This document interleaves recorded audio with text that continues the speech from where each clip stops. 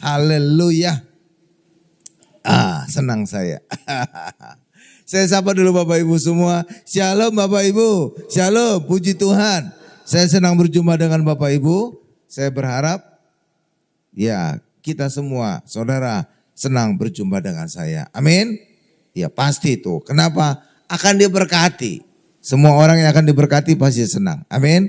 Ya, saya selalu mengutip 2 Petrus 1 ayat 2. Ayat ini berfirman, kasih karunia dan damai sejahtera akan berlimpah di dalam kehidupan kita oleh pengenalan akan Allah dan Tuhan Yesus. Amin Bapak Ibu.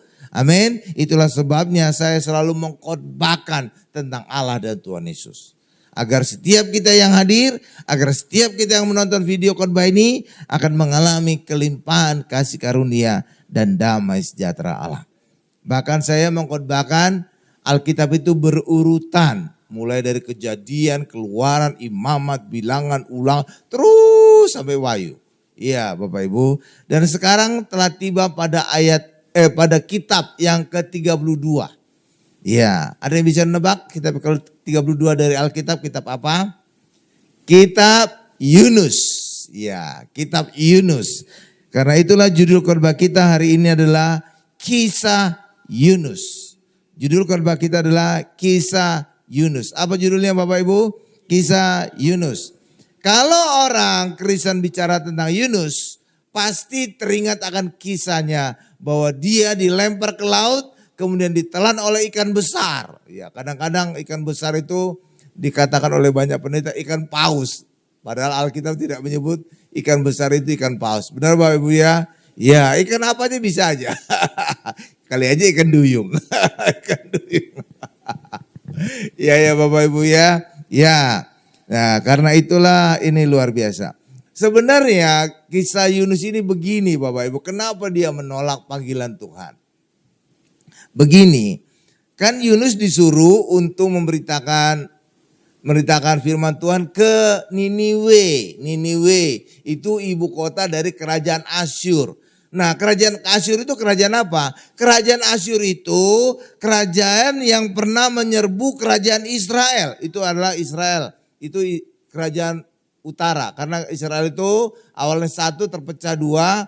Satu Israel, yang kedua adalah Yehuda. Nah, ini berbicara tentang Israel ini adalah kerajaan yang utara. Ya. Nah, suatu ketika itu kerajaan Asyur menyerbu kerajaan Israel yang utara ini. Ya, yang ibu kotanya Samaria. Seluruh penduduknya dibuang ke Asyur dan diperbudak oleh bangsa Asyur. Dan bangsa ini bangsa yang kejam. Justru Allah kemudian menyuruh Nabi Yunus untuk menginjil. Atau bukan, untuk menyampaikan firman, untuk menyatakan pertobatan kepada bangsa Asyur. Itu di kota Niniwe. Ya itu kan jadi dilema bagi Yunus. Kenapa? Ini bangsa sudah menjajah bangsa Israel, sudah membuang bangsa Israel, sudah diperbudak oleh bangsa mereka. Malah Yunus disuruh menyelamatkan bangsa Asyur di kota Niniwe. Ya jelas saja dia memberontak. Gitu Bapak Ibu. Ibarat saudara lah. Saudara disakiti oleh seseorang. Ya ditipu atau dikhianati atau dijelek-jelekan. Tiba-tiba Tuhan menyuruh saudara ya tolong dia. Kira-kira saudara menolong lah itu orang. Mau enggak saudara? Enggak, ya perintah Tuhan ya dilakukan. Tapi kadang-kadang ya berat hati juga. Aduh Tuhan masa saya harus nolong dia gitu ya. Dia sudah nyakiti saya, dia sudah menipu saya. Ya kan Bapak Ibu ya. Seringkali kita ada penolakan. Hal yang sama dialami oleh Yunus ini. Iya, Israel sudah dijajah, sudah dibuang, sudah dianiaya oleh bangsa Asyur. Malah Yunus disuruh datang ke ibu kotanya Asyur, Niniwe, untuk agar mereka bertobat, agar mereka diselamatkan Tuhan. Makanya saudara lihat Yunus menolak. Itu loh Bapak Ibu kisahnya. Ya paham ya. Jadi saudara bisa paham kenapa si Yunus ini menolak. Karena itu berat bagi Yunus. Ibarat saudara disakiti orang, saudara harus menolong orang itu. Gitu Bapak Ibu. Paham ya. Nah gitulah Bapak Ibu. Nah Tuhan kemudian menyuruh Yunus untuk pergi ke Niniwe, ibu kota Asyur, untuk memperingatkan mereka agar bertobat. Peringatan ini adalah baik. Kenapa? Karena artinya Tuhan tidak langsung menghukum bangsa Asyur, kota Niniwe, tapi memberikan kesempatan agar mereka bertobat, agar Allah membebaskan mereka dari hukuman. Baik nggak Bapak Ibu? Baik itu. Rencana Allah itu. Tapi itu dia. Yunus supaya masih sakit hati kepada bangsa Asyur, khususnya kota Niniwe, ibu kotanya kerajaan Asyur. Itulah sebabnya Yunus lari dari panggilan Tuhan. Lari dari perintah Tuhan. Ya, paham ya Bapak Ibu ya? Latar belakang kenapa Yunus melarikan diri dari panggilan Tuhan. Coba kita buka deh ayatnya. Yunus 1 ayat 3 sampai dengan 4. Lalu nanti loncat ayat 12 ya. Nah sekarang ada TV juga di sebelah situ. Jadi saudara juga bisa lihat, asik ya. Ya. Yunus 1 ayat 3 sampai dengan 4. Lalu loncat ayat 12 ya. Nih saya bacakan. Tetapi Yunus bersiap untuk melarikan diri ke Tarsis. Saudara ingat enggak Tarsis, sesuatu Tarsis? Hah? Itu kota asalnya Rasul Paulus. Dari Tarsis atau Tarsus ya. Jauh dari hadapan Tuhan. Ia pergi ke Yafo dan mendapat di sana sebuah kapal yang akan berangkat ke Tarsis. Ia membayar biaya perjalanannya, lalu naik kapal itu untuk berlayar bersama-sama dengan mereka ke Tarsis, jauh dari hadapan Tuhan. Ayat 4-nya. Tetapi Tuhan menurunkan angin ribut ke laut, lalu terjadilah badai besar, sehingga kapal itu hampir-hampir terpukul hancur. Ayat 12 loncat. Ya, kita menghemat waktu, jadi kita loncat aja.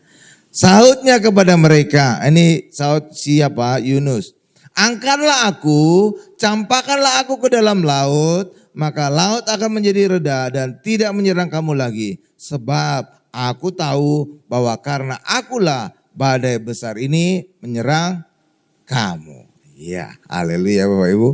Jadi ketika Yunus melarikan diri dari panggilan Tuhan untuk menginjil ke kota Niniwe, untuk menginjil ke ibu kota kerajaan Asyur yang telah menjajah bangsa Israel. Tuhan mendatangkan badai kepada kapal yang ditumpangi oleh Nabi Yunus. Ya, Tuhan banyak cara untuk ini Bapak Ibu, untuk agar panggilannya itu tidak gagal. Jadi dengan membuat masalah kepada orang itu, dengan membuat sama juga dengan, istri saya bilang jangan terlalu sering mengungkapkan cerita masalah. Sama juga dengan beberapa pendeta lah, ya Bapak Ibu. Ketika Tuhan memanggil mereka, mereka menolak, ada aja caranya. Iya, untuk membelokkan agar orang itu kembali kepada panggilan Tuhan. Saya ambil contoh di luar negeri lah. Di luar negeri. Saudara pernah dengar enggak pendeta Joseph Prin dari gereja The New Church ya. New Creation ya, di Singapura ada itu mungkin gereja terbesar di Singapura. Semula dia itu adalah seorang eksekutif. Jadi sudah penghasilannya gede gitu ya Bapak Ibu ya. Penghasilannya gede. Dipanggil Tuhan untuk menjadi gembala suatu gereja. Dia menolak. Aduh Tuhan, saya sudah nyaman di sini. Biarlah saya terus kerja di sini agar saya bisa membantu gereja saja. Saya tidak perlu jadi gembala di gereja itu. Tapi Tuhan tetap panggilannya. Sehingga apa? Tempat perusahaan dia kerja dibuat jadi lesu gitu Bapak Ibu. Jadi nggak berkembang lagi, nggak maju lagi. Jadi kayak dibekukan gitu Bapak Ibu. Nggak sampai bangkrut sih, tapi dibekukan. Sehingga akhirnya apa? Ya akhirnya panggilan Tuhan diikuti juga sama dia. Gitu. Di Indonesia juga itu ada. Saya tahu ada 2 pendeta. Ya dipanggil Tuhan. Satu dibuat sakit. Terus akhirnya apa? Ya akhirnya dia nyerah juga. Akhirnya ya dia ngikuti panggil Tuhan. Akhirnya disembuhkan Tuhan secara ajaib penyakitnya. Ada lagi satu lagi pendeta. Yang merasa ganteng sendiri gitu Bapak Ibu ya. Memang ganteng sih. Dulu ada. Ada lah pokoknya. Sekarang udah tua pasti gak ganteng lagi. Iya itu juga dipaksa Tuhan untuk jadi pendeta. Dia gak mau. dibuat perusahaannya bangkrut. Jadi ada aja cara Tuhan ya. Nah sama juga dengan Yunus ini. Dipanggil Tuhan, dia nolak, kabur malah. Ya kan? Ya, naik kapal kabur ke Tarsis. Dibuat Tuhan, kapalnya dilanda badai. Ya kan? Ya akhirnya itulah dia. Ya zaman dulu itu kalau ada badai, mereka berpikiran, ini ada yang salah di antara kita. Gitu Bapak Ibu. Ada badai. Tapi orang Kristen jangan berpikiran demikian. Amin Bapak Ibu. Amin. Ketika ada masalah, saudara harus selalu positive thinking. Selalu berpikiran positif. Kenapa? Karena bisa jadi di balik masalah itu, Tuhan ingin melakukan mujizat kepada kita. Tuhan ingin menjamah kita. Amin. Ya, saudara ingin mengalami mujizat besar? Amin. Maka saudara harus siap juga mengalami masalah besar.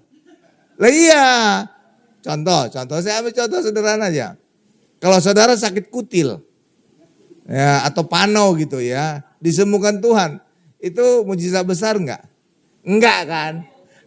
Itu mah kecil lah, ecek-ecek gitu ya. Tapi kalau saudara menderita sakit kanker, ngeri tuh. Iya kan? Ngeri tuh. Ya, iya kan? Tapi justru lewat penyakit parah inilah saudara bisa mengalami mujizat yang besar. Lah iya dong. Kalau saudara sembuh dari kanker, itu kan mujizat besar kan? Tapi sebelumnya saudara harus mengalami masalah besar.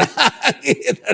Iya kan? Sama juga kalau saudara ingin diberkati besar, saudara juga harus mengalami resesi besar. Lah iya. Karena itulah ketika orang Kristen menghadapi masalah besar, ya saudara jangan ngeluh. Karena apa? Di balik masalah itu, jangan-jangan Tuhan ingin membuat mujizat besar di dalam kehidupanku. Amin Bapak Ibu. Lah iya. Gitu ya Bapak Ibu ya. Nah itulah dia, akhirnya apa? Mereka membuang undi. Jadi zaman dulu tuh ada kebiasaan kalau ada masalah, mereka mencari masalah dengan membuang undi gitu. Tos. Ya zaman sekarang enggak lah. Ya kita percaya Tuhan bisa memberikan kita hikmat untuk bisa tahu kepekaan. Ya Bapak Ibu ya, enggak harus buang undi. Emangnya kayak judi. Buang undi. Ya nah itulah terjadi. Dibuang undi dan mereka mencari apa penyebab badai itu menyerang kapal mereka. Ketemulah bahwa itu jatuh kepada Yunus. Dan Yunus kemudian mengaku, badai ini karena Tuhan marah kepada saya. Amin Bapak Ibu ya. Karena itulah Yunus bilang, ya sudah sekarang ingin masalah yang selesai, buang saya ke laut. Ya akhirnya dibuang Yunus ke laut dan badai itu pun reda. Amin Bapak Ibu ya. Iya. Karena itulah bagi kita juga hari ini ketika Tuhan memanggil kita, saudara jangan menolak panggilan Tuhan. Ya, memang kesannya itu mungkin berat, ya. Mungkin awalnya kesan itu berat. Tetapi saudara percaya deh, di balik masalah itu nanti saudara akan diberkati lebih dahsyat lagi. Amin Bapak Ibu ya. Iya, lebih dahsyat lagi. Iya, dan itulah yang terjadi, badai kemudian reda. Ya, lalu saudara tahu ceritanya, Yunus kemudian ditelan oleh ikan yang besar. Ya Bapak Ibu, ya coba kita lihat ayatnya deh. Yunus 1 ayat 17. Haleluya. Yunus 1 ayat 17. Nih saya bacakan ya. Yunus 1 ayat 17. Maka atas penentuan Tuhan datanglah seekor ikan besar. Gak ada tulisan nama ikannya ya Bapak Ibu ya. Ikan teri atau ikan paus gak ada. Kalau ikan teri gak mungkin ya. Mana muat itu. Ikan besar jadi gak ada namanya. Tapi ya kadang-kadang orang ngasih nama. Ikan besar apa? Oh ya ikan besar kan sekarang kan ikan paus. Oh ya udah nama ikan paus gitu ya. Sama juga seperti buah apa yang dimakan oleh Adam dan Hawa di Taman Eden. Gak ada disebut Alkitab kan. Tapi seringkali orang ngasih nama apel gitu. Bisa-bisa aja. Ya kan, iyalah. Supaya kayaknya berbunyi gitu, jadi dikasih nama. Seekor ikan besar yang menelan Yunus. Dan Yunus tinggal di dalam perut ikan itu 3 hari 3 malam lamanya. Ya, Jadi ada di dalam perut ikan. Ya Bapak Ibu. Tapi ini juga punya arti ya. Manusia berarti dalam perut ikan itu bisa hidup. Iya Bapak Ibu. Kadang-kadang Alkitab itu menyingkapkan satu rahasia gitu ya Bapak Ibu. Kesannya kayak peristiwa biasa padahal itu menyingkapkan satu rahasia. Bahwa sebenarnya manusia itu bisa hidup juga kalau dalam perut ikan besar. Iya Bapak Ibu. Sama seperti juga ketika Maria ya datang ke Elizabeth yang sedang mengandung berapa bulan Bapak Ibu? Ya itu sekitar 6 bulan lah gitu ya Bapak Ibu ya datang atau 3 bulan nggak tahu saya ya persisnya lupa saya. Nah pada saat Maria menyapa bayi dalam kandungan Elizabeth itu melonjak kegirangan kan? Saudara ingat itu ayatnya ya. Artinya apa juga bagi kita? Itu singkapan dari Tuhan bahwa ketika bayi berumur sekian bulan itu sudah bisa mendengar dalam kandungan. Jadi pada saat saudara tahu bayi dalam kandungan sudah bisa mendengar, saudara juga bisa memperdengarkan musik-musik klasik kepada bayi saudara. Perdengarkan pakai earphone gitu, tempel di perut istri.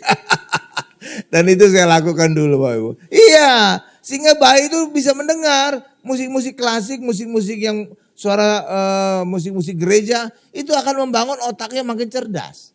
Iya Bapak Ibu, jadi otaknya makin kompleks itu jadi pinter gitu jadinya. Iya Bapak. Jadi Alkitab itu menyingkapkan banyak rahasia. Bahkan juga ketika di dalam perjanjian lama juga dikatakan bumi itu bulat. Iya ada bumi itu dikatakan bulat, ada. Jadi itu sudah disikapkan gitu. Padahal lama dulu manusia berpikiran bumi itu datar. Iya Bapak Ibu, iya. Karena itulah Alkitab itu luar biasa sekali. Menyingkapkan banyak hal-hal yang misteri. Amin Bapak Ibu. Nah jadi Yunus tinggal 3 hari 3 malam di perut ikan. Nah suatu kali dalam perjanjian baru ahli-ahli Taurat dan Farisi minta tanda kepada Tuhan Yesus. Lalu jawab Tuhan Yesus apa? Seperti Yunus tinggal dalam perut ikan selama 3 hari 3 malam. Demikian juga anak manusia akan tinggal dalam rahim bumi selama 3 hari 3 malam. Gitu Bapak Ibu. Ya oke. 3 hari 3 malam. Ya itu dia. Ya luar biasa ya. 3 hari 3 malam. Tuh. Nah jadi ini menjadi gambaran tanda bahwa Tuhan Yesus dia akan mati dan dikubur selama 3 hari 3 malam. Jadi gitu Bapak Ibu. Jadi Tuhan Yesus mengacu dalam kisah Yunus. Artinya kalau Tuhan Yesus mengacu dalam kisah Yunus artinya apa? Kisah Yunus ini kisah yang benar-benar terjadi. Ya Bapak Ibu. Tidak perlu diragukan lagi. Oke? Iya dong kalau Tuhan sendiri mengacu dalam kisah Yunus. Ya siapa kita meragukan Yunus di telan perut ikan? Ya kan Bapak Ibu? Karena banyak sekali sekarang ini orang-orang Kristen meragukan mujizat-mujizat yang ada di Alkitab gitu Bapak Ibu. Iya. Laut Merah yang terbelah 2, ada aja yang bilang, oh itu tsunami, itu ada apa, ada angin ribut, macam-macam. Ya Bapak Ibu ya. Iya. Jadi Tuhan Yesus mengkonfirmasi bahwa mujizat Yunus ditelan oleh perut ikan adalah benar-benar terjadi. Kenapa? Tuhan Yesus mengacu kepada kasus Yunus ditelan perut ikan selama 3 hari 3 malam. Itu menjadi gambaran Tuhan Yesus kelak akan dikubur selama 3 hari 3 malam. Amin. Itu konfirmasi dari Tuhan, luar biasa tuh. Oke Bapak Ibu ya. Ya akhirnya apa? Setelah Yunus ditelan perut ikan, kemudian Tuhan memerintahkan ikan itu untuk memuntahkan Yunus. Dan kemudian Yunus dimuntahkan di tepi pantai. Akhirnya apa? Tuhan memerintahkan Yunus untuk kedua kalinya untuk pergi ke Niniwe untuk menyerukan orang Niniwe bertobat. Iya, bertobat Bapak Ibu. Dan ucapan Yunus itu untuk menobatkan orang Niniwe hanya pendek banget. Iya Bapak Ibu, pendek banget. Ini ucapan Yunus kepada orang-orang di kota Niniwe. Tapi lewat ucapan ini, wah pertobatannya luar biasa. Coba kita lihat dulu ucapan Yunus. Yunus berkata, 40 hari lagi Niniwe akan dijungkir balikan. Hanya itu. Ya, coba saudara aja ngomong di pasar gitu ya. 40 hari lagi pasar ini akan terbakar misalnya.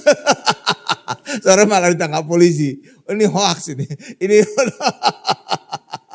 ya kan Bapak Ibu ya. Ya kan? Nah ini terjadi nih. 40 hari lagi Niniwe akan dijungkir balikan. Itu. Cuma itu doang. Iya, tapi apa yang terjadi? Wih, hasilnya luar biasa. Seluruh orang Niniwe bertobat dan percaya kepada Allah. Tuh, luar biasa ya. Seluruh loh Bapak Ibu. Pertobatannya luar biasa. Ini pertobatnya, saya bacakan. Mereka kemudian berpuasa. Ya, orang dewasa dan anak-anak bahkan ternak-ternaknya puasa. Ternak-ternaknya juga ikut puasa. Kita jarang-jarang puasa ya. Apalagi kalau lihat body saya ini mah jarang puasa nih. Boro-boro puasa ya. Telat makan aja udah marah-marah.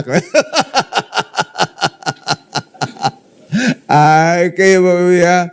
Iya kan? Ya, tapi kalau orang kurus gitu ya. Itu orang percaya, ini puasa nih, puasa. Udah kurus kering dia. Tapi kalau lihat body saya, orang jadi ragu. Bener gak nih Pak? Bener. Ya, jadi ternak-ternaknya juga ikut puasa. Wih, luar biasa nih ya. Ya kan? Kan jarang-jarang gitu ya Bapak ya. Pertobatan sampai ternak juga ikut bertobat. Sampai ternak juga ikut puasa ya. Luar biasa.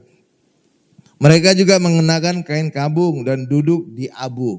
Jadi zaman dulu kalau orang itu bertobat itu ditandai dengan pakai pakaian kabung dan duduk di abu.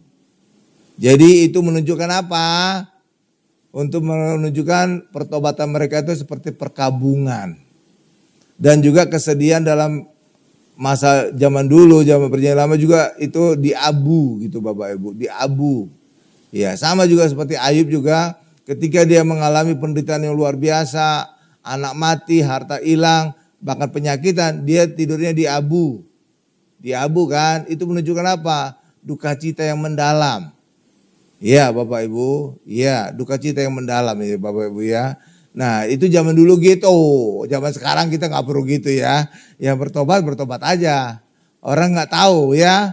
Tapi yang penting kan Tuhan melihat hati kita. Ya, Tuhan melihat hati kita. Jangan hanya tampilan di luar aja, pencitraan itu namanya. Ya, yang penting kan hati kita sungguh-sungguh bertobat ya. Ya, bertobat. Iya.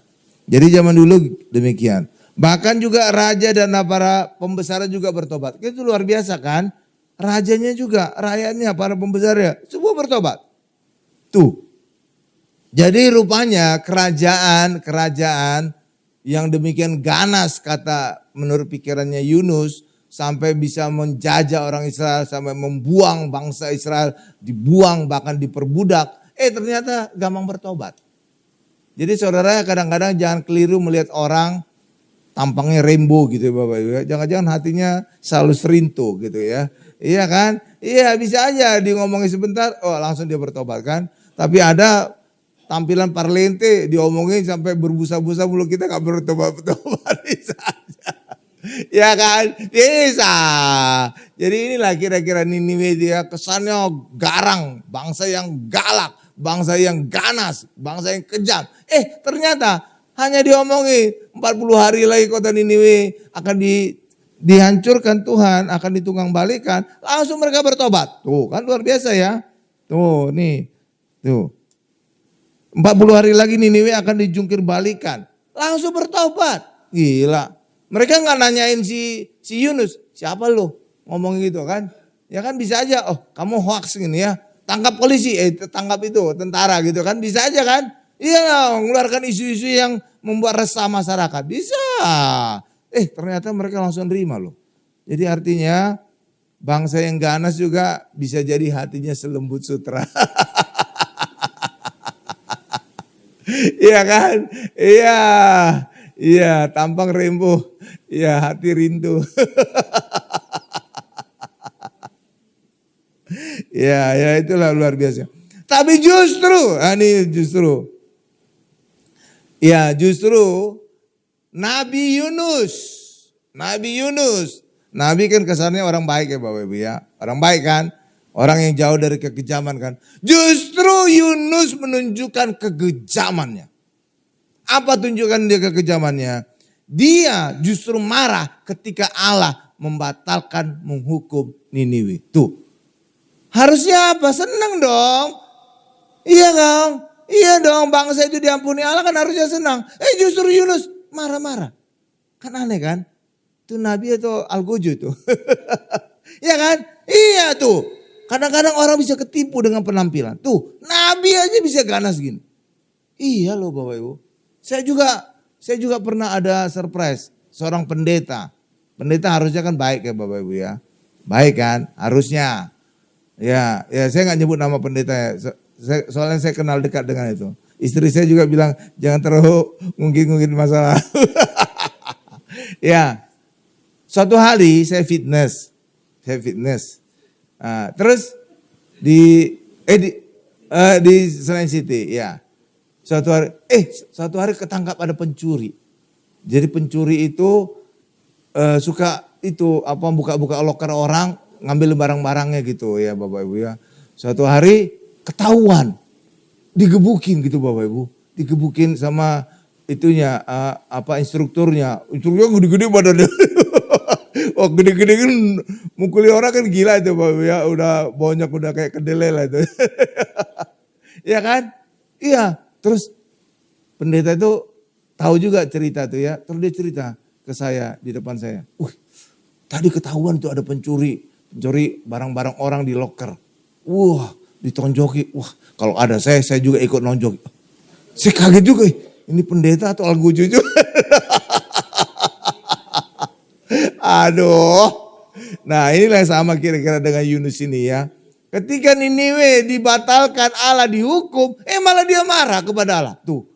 Dan lebih gawatnya lagi, berdarah dingin ini pemburu berdarah dingin. Dia khusus membuat tenda. Iya, pondok-pondokan gitu untuk menyaksikan Niniwe dihancurkan Tuhan. Wah, ini berdarah dingin ini. Nabi tapi buas gitu Bapak ya, buas ya. Jadi saudara makanya jangan terkecoh kalau orang pelayanan hatinya udah ini gimana gitu, lembut gitu ya Bapak. Bisa juga ganas gitu. Iya kayak pendeta tadi, saya kaget. Untung gak ada saya, kalau gak saya ikutan nonjokin. Gila juga. Aduh, ya udahlah gitulah. Nah hal yang sama juga pernah diungkapkan oleh Tuhan Yesus. Ya, pernah diungkapkan oleh Tuhan Yesus Bapak Ibu. Ya, bahwa ada suatu hari orang turun dari Yerusalem menuju Jericho. Di tengah jalan dia dirampok orang. Ya kan, saudara tahu kisahnya kan. Nah Tuhan Yesus kemudian cerita, imam lewat. Apa dilakukan imam itu? Nolong? Enggak lewat aja. Aduh, ya kan harusnya apa? Imam itu harus punya hati untuk mengasihi kan, menolong kan. Nyatanya lewat aja. Demikian suku Lewi, itu suku imam itu ya. Lihat orang itu, nolong enggak Bapak Ibu? Enggak, lewat aja dari seberang jalan. Aduh, tapi justru ketika lewat orang Samaria itu menolong, menaruh pada keledainya, membawa ke penginapan, bahkan dirawat dan dia kemudian membayar orang penginapan untuk merawat orang itu. Padahal di mata orang Israel, orang Samaria, orang yang tidak rohani. Orang yang dinomor duakan. Kenapa? Karena orang Samaria dianggap telah kawin campur. Orang Israel yang kawin campur dengan bangsa lain. Jadi tidak murni lagi darahnya. Jadi mereka dianggap second grade atau tidak layak ya sebagai umat Tuhan. Secara rohani dianggap remeh. Tapi justru orang Samaria inilah yang punya belas kasihan kepada orang yang dirampok. Saudara itu, tuh kan? Kadang-kadang kita salah melihat orang kan? Salah. Kita lihat orang itu keren, oh itu mungkin orang yang baik. Jangan-jangan copet. Sekarang pencopet kan banyak yang keren-keren kan? Iya kan? Iya. Gitu ya. Ya Bapak Ibu ya kadang-kadang itulah. Jadi itu memang kisah di Alkitab juga demikian. Coba kita lihat ayatnya deh. Lukas 10 ayat 31 sampai 32. Sekarang saya udah enak gitu Bapak Ibu. Napas saya udah enteng, jadi agak kenceng juga ngomongnya udah. Kemarin itu saya kalau kenceng dikit udah ngos-ngosan. Iya, puji Tuhan ya, mujizat ini. Iya, Tuhan udah pulihkan saya, mantap. Lukas 10 ayat 31 sampai 32 nih saya bacakan ya.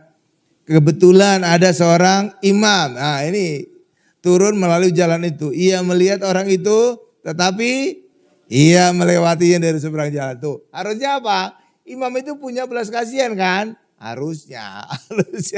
Malah cuek aja, lewat di seberang jalan. Terus ayat 32, demikian juga seorang Lewi. Ini juga dianggap orang rohani kan? Iya, karena pengerja di bait Allah. Datang ke tempat itu. Ketika ia melihat orang itu, ia melewatinya dari seberang jalan. Dah stop, situ aja dulu. Tuh lihat. Jadi apa yang kita pikirkan, oh mungkin orang itu lebih rohani, orang lebih baik hati, suka nolong. Malah sebaliknya, oke? Sebaliknya orang Samaria yang dianggap rendah secara rohani, justru mereka lah yang punya belas kasihan. Tuh, saudara lihat tuh. Jadi kadang-kadang penilaian manusia bisa keliru ya. Sama juga dengan Yunus tadi. Harusnya ketika kota Niniwe dibebaskan Allah dari hukuman, harusnya dia senang dong. Benar kan Bapak? Iya senang dong. Nabi lihat Allah membebaskan hukuman, harusnya senang. Oh bagus, Tuhan sungguh baik. Kota itu telah bertobat, diampuni. Bagus kan? Ya kan? Ya ini malah marah kepada Allah. Kan kebangetan ya. Ya minimal diam aja lah, jangan protes lah gitu ya kan. Ini protes, marah kepada Allah. Ya kan, ngambek kepada Allah.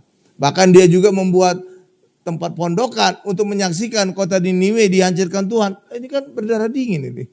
Iya kan, Nabi berdarah dingin. Gila kan, dihancurkan orang berarti kan banyak yang mati nanti. Nabi ini bisa tega gitu ya. Itulah Bapak Ibu, itulah ceritanya gimana. Ya Bapak Ibu ya. Jadi tapi di situ juga kita melihat Yunus itu mengakui kebaikan Tuhan, kebaikan Allah. Amin. Bahkan sebenarnya Allah itu sangat mengasihi dunia. Sangat mengasihi dunia. Coba kita buka Yohanes 3:16. Sangat mengasihi dunia. Apa buktinya Allah mengasihi dunia? Allah memberikan anaknya tunggal mati bagi dunia. Itu bukti yang tidak terbantahkan. Sama seperti saudara, kalau saudara punya satu anak, jangan satu anak lah, 12 anak lah. Ya, satu lusin gitu Bapak ya. Satu aja diminta orang untuk menggantikan dia masuk penjara, mau enggak saudara? Enggak mau dong. Iya kan? Walaupun saudara punya 12 anak. Iya, tapi gantikan orang penjahat di penjara, pasti enggak mau. Apalagi anak tunggal. Waduh. Kita akan berkata, biar saya yang menggantikan anak saya. Anak saya sakit, biar saya Tuhan yang menggantikan anak saya sakit. Benar Bapak Ibu ya? Ketika anak saudara mengalami masalah, biar saya menggantikan anak saya menghadapi masalah. Iya, saudara rela demikian. Iya kan? Iya. Karena apa? Saudara tidak rela anak saudara sakit. Saudara tidak rela anak saudara menghadapi masalah. Apalagi mati. Waduh. Apalagi menggantikan orang lain lagi yang gak jelas. Ya kan Bapak Ibu? Lah iya dong. Iya, jadi Allah mau menyerahkan anak tunggal untuk mati menebus dunia. Itu menjadi bukti kasih Allah yang luar biasa kepada dunia. Dan itu tidak terbantahkan. Amin Bapak Ibu. Ya. Jadi itulah gambaran sebenarnya ketika Abraham akan mengorbankan Ishak. Ya. Mengorbankan Ishak. Itu gambaran Allah akan nanti di kemudian hari, ribuan tahun kemudian akan mengorbankan Tuhan Yesus. Bukan manusia yang akan mengorbankan dirinya, apa yang milik dia kasih. Banyak kali diterjemahkan oleh pendeta demikian. Oh, Abraham siap mengorbankan putranya yang tunggal Ishak. Artinya orang Kristen harus siap mengorbankan apa yang paling dia kasih. Salah itu. Salah. Itu menjadi gambaran bahwa Allah lah yang akan siap mengorbankan anaknya tunggal kepada dunia. Amin Bapak Ibu. Itu Jadi bukan manusia yang harus dituntut untuk mengorbankan apa yang paling dia kasih. Iya banyak gitu Bapak Ibu. Iya saya dengar beberapa khotbah. Aduh. Ya kan? Ya, padahal itu sebenarnya gambaran Yohanes 3:16. Coba kita baca ya. Saya baca ya. Karena begitu besar kasih Allah akan dunia ini. Tidak dikatakan karena begitu besar kasih Allah akan orang Kristen. Enggak ada kan? Orang Kristen enggak? Dunia. Iya kan? Sehingga ia telah mengaruniakan anak tunggal supaya setiap orang yang percaya kepadanya tidak binasa melainkan beroleh hidup yang kekal. Jadi sebenarnya kematian Yesus itu untuk dunia. Bukan hanya kepada orang Kristen. Bukan. Ya jangan salah ya. Jadi sebenarnya pada saat Tuhan Yesus mati di atas kayu salib. Maka semua orang di seluruh dunia nama mereka tercatat dalam kitab kehidupan. Tapi di kemudian hari ketika mereka tidak percaya kepada Yesus. Satu persatu nama mereka dihapus. Jadi awalnya semua nama di dunia tercatat di dalam kitab kehidupan. Awalnya. Tapi di kemudian hari ketika mereka tidak percaya kepada Yesus. Disitulah nama mereka satu persatu dihapus. Jadi bukan ketika orang percaya kemudian nama mereka tercatat dalam kitab kehidupan. Bukan. Seluruh dunia sebelumnya sudah tercatat. Tapi ketika mereka kemudian tidak percaya, disitulah satu persatu nama mereka dihapus. Amin. Makanya moto kita menyiapkan umat yang layak bagi Tuhan untuk tercatat di surga. Artinya nama kita tetap tercatat di dalam kitab kehidupan. Dengan apa caranya? Dengan kita tetap percaya kepada Yesus dan berfokus hidup kita kepada Tuhan Yesus. Amin Bapak Ibu. Itu dia. Oke, jadi kasih Allah itu atas dunia, bukan hanya orang Kristen, ya. Ya. Karena itulah kalimatnya barang siapa yang percaya. Jadi terbuka keselamatan itu kepada seluruh dunia. Siapapun yang percaya selamat. Jadi enggak hanya orang-orang tertentu. Amin Bapak Ibu. Iya, semua yang percaya selamat. Yang percaya selamat. Iya. Bahkan juga ketika orang di ICU akan mati gitu Bapak Ibu ya. Ya. Saudara jangan berpikiran orang di ICU itu bisa dibaptis, enggak bisa dibaptis. Percaya dibaptis, selamat. Enggak Bapak Ibu. Kalau orang ICU itu enggak perlu dibaptis ya. Ya, kalau saudara doain orang di ICU, katakan saja panggil nama Yesus. Kalau saja dia berkata Tuhan Yesus, selamat itu. Selamat itu Bapak Ibu. Iya, jadi saudara dorong mereka nyebutkan nama Yesus saja, udah selamat itu. Oke Bapak Ibu ya. Jadi jangan saudara berpikiran ya percaya dan dibaptis itu kan Markus kan ada kan. Barang siapa yang percaya dan dibaptis dia tidak dihukum, dia akan selamat kan? Enggak. Kondisinya juga sama seperti orang pada saat disalib Tuhan Yesus ada di sebelah kanannya. Dia berkata, ingatlah akan aku Tuhan jika engkau kembali sebagai Raja. Tuhan Yesus langsung merespon saat itu juga. Hari ini juga engkau ada bersama-sama dengan aku di Firdaus. Tuh lihat, nggak dibaptis dia kan? Ya bagaimana mungkin dibaptis di sana? Ya kan? Jadi selalu ada kondisi khusus. Amin Bapak Ibu ya. Memang secara umum orang harus percaya dan dibaptis. Itu umum.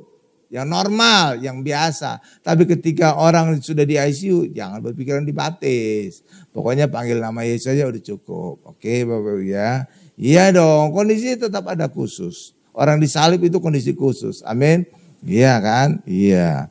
Oke, jadi kasih Allah atas dunia ini luar biasa. Bahkan Rasul Paulus menggambarkan sampai 4 dimensi. Panjang, lebar, tinggi dan dalam gitu Bapak Ibu. Ya luar biasa. Coba kita lihat Efesus 3 ayat 18 sampai 19. Jadi kasih Tuhan itu luar biasa. Ya. Tapi sebenarnya saudara tahu ya. Orang seringkali banyak nggak ngerti tentang Tuhan. Padahal Tuhan itu sudah memberikan kita gambaran-gambaran tentang Allah. Tentang kasihnya. Tentang luar biasanya. Itu di dalam apa? Keluarga. Saudara mungkin nggak ngerti, orang di luar sana nggak ngerti bagaimana Tuhan siap mati bagi kita. Siap mengampuni kita. Lihat aja dalam keluarga. Seorang bapak, seorang ibu siap mati bagi anaknya. Iya. Jadi ketika saudara melihat gambaran Allah itu dalam keluarga, Saudara akan tahu, oh iya Tuhan Yesus siap mati bagi saya. Karena sebagaimana juga saya sebagai bapak siap mati bagi anak saya. Gitu Bapak Ibu. Jadi saudara langsung paham. Demikian juga banyak kali orang Kristen bingung tentang Tritunggal Allah. Tritunggal Allah itu gimana tuh? Itu sejajar atau gimana? Lihat aja dalam keluarga. Dalam keluarga ada 3 pribadi. Bapak, ibu, dan anak. Ini walaupun berbeda pribadi tapi satu kesatuan. Iya kan Bapak Ibu? Misalkan saudara ada acara adat lah. Misalkan acara adat orang Batak. Bapaknya mungkin sibuk. Ya, kehadirannya di pesta adat itu digantikan oleh istrinya. Oh, itu udah cukup. Itu dia yang sama. Ya kan? Atau mungkin digantikan oleh anaknya. Sama itu. Ya kan? Iya. Jadi disitulah kita bisa paham Tritunggal Allah itu kayak gimana. Dalam keluarga. Ada bapak, ibu, dan anak. Itu walaupun 3 pribadi, satu kesatuan. Esa. Ya kan? Iya. Jadi Tuhan itu memberikan kita gambaran-gambaran. Jadi Allah itu bukan terlalu abstrak bagi manusia. Memang banyak hal juga masih terselubung. Benar. Kenapa? Karena Allah itu maha besar. Kalau semuanya kita mengerti tentang Allah, berarti Allah itu tidak maha besar. Tapi segede kepala kita. Segede otak kita. Kan enggak kan? Allah itu maha besar. Itulah sebabnya banyak misteri tentang Allah juga yang banyak kita tidak mengerti. Jangan orang Kristen sok tahu. Oke. Kalau orang Kristen sok tahu itu artinya dia telah memperkecil Allah segede otaknya dia. Oke, paham ya Bapak Ibu ya? Iya, makanya orang Kristen jangan sok tahu lah. Efesus 3 ayat 18 dan 19. Ini saya bacakan tentang kasih Allah yang dinyatakan oleh Rasul Paulus 4 dimensi. Nih, saya bacakan. Aku berdoa, siapa nih aku berdoa? Rasul Paulus berdoa supaya kamu bersama-sama dengan segala orang kudus dapat memahami betapa lebarnya dan panjangnya dan tingginya dan dalamnya kasih Kristus. Ada 4 dimensi kan? Lebar, panjang, tinggi, dan dalam. Jadi itu lebih dari 3 dimensi. Biasanya orang 3 dimensi aja udah luar biasa kan? Iya kan? Panjang, lebar, dan tinggi kan atau dalam. Iya. Nah ayat 19-nya. Dan dapat mengenal kasih itu sekalipun ia melampaui segala pengetahuan. Aku berdoa supaya kamu dipenuhi di dalam seluruh kepenuhan Allah. Nih ada 2 hal pada ayat 19 ini. 1, bahwa seringkali kasih Allah yang luar biasa itu susah dimengerti oleh manusia. Karena di luar pengetahuan. Tuh lihat tuh. Makanya manusia jangan sok tahu tentang kasih Allah. Amin. Tuh lihat itu. Oke. Itu 1. Jadi banyak kali orang tidak mengerti tentang kasih Tuhan. Di luar pengetahuan. Oke, itu 1. Yang kedua, Paulus berdoa agar kasih itu memenuhi kehidupan kita. Memenuhi hidup kita. Amin. Tuh, luar biasa ya. Tuh, iya. Karena itulah Allah itu luar biasa sekali. Dia rela memberikan anaknya tunggal. Itu menjadi bukti bagi kita bahwa Allah sangat mengasihi kita. Kita tutup khotbah ini dengan 1 ayat lagi, Roma 8 ayat 32. Luar biasa kan? Nah, saudara lihat ini, walaupun saya khotbah tentang kitab Yunus, tapi kesimpulannya harus Tuhan Yesus tuh kan. Iya luar biasa kan? Iya. Kenapa bisa demikian? Karena kita harus sadar bahwa Tuhan Yesus adalah benang merah dari Kejadian sampai Wahyu. Jadi kesimpulan bisa Tuhan Yesus. Pendeta harus sadar itu ya. Ya, jadi khotbahkan aja seluruh kitab tapi harus kesimpulannya Tuhan Yesus. Roma 8 ayat 32 ini ayat terakhir kita. Ia, siapa ini? Ia Allah yang tidak menyayangkan anaknya sendiri. Siapa itu? Tuhan Yesus. Tetapi yang menyerahkannya bagi kita semua. Bagaimanakah mungkin ia tidak mengaruniakan segala sesuatu kepada kita bersama-sama dengan dia. Bersama-sama dengan Yesus. Saudara tahu arti ayat ini?